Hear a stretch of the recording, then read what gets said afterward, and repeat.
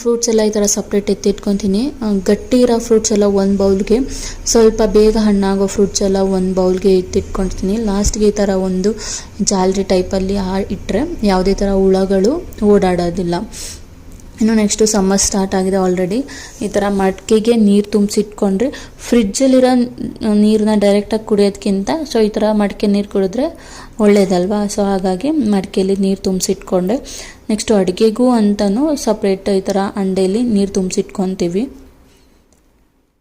Next ಅಡುಗೆ ಮಾಡೋದಕ್ಕೆ ಇನ್ನೂ ಟೈಮ್ ಇತ್ತು ಅಂತ ಹೇಳ್ಬಿಟ್ಟು ಸಣ್ಣದಾಗಿ ಏನಾದರೂ ತಿನ್ನಬೇಕಂತ ಅನಿಸ್ತು. ಪಕ್ಕದಲ್ಲೇ ಇರೋ ಅಂಗಡಿಯಿಂದ ಈ ಥರ ರಸಗುಲ್ಲ ತರಿಸ್ಕೊಂಡೆ. ಈ ರಸಗುಲ್ಲ ಅಂತೂ ನಾನು ಪ್ರೆಗ್ನೆಂಟಲ್ಲಿರುವಾಗಂತೂ ಮಧ್ಯರಾತ್ರಿಲಿ ಎದ್ದು ಕೇಳ್ತಾ ಇದ್ದೆ ನನ್ನ ಹಸ್ಬೆಂಡ್ಗೆ ತಂದುಕೊಡು ಹೋಗಿ ಅಂತ. ಅಷ್ಟು ಹುಚ್ಚಿಡ್ದಿತ್ತು ನನಗೆ ಆ ಟೈಮಲ್ಲಿ. ಇನ್ನು ನೆಕ್ಸ್ಟು ನೈಟ್ಗೆ ಇದೇನೋ ಸಿಜ್ವಾನ್ ಚಿಕನ್ ಲಾಲಿಪಾಪ್ ಅಂತೆ ನನ್ನ ಹಸ್ಬೆಂಡೇ ಮನೇಲಿ ಮಾಡಿದ್ದು.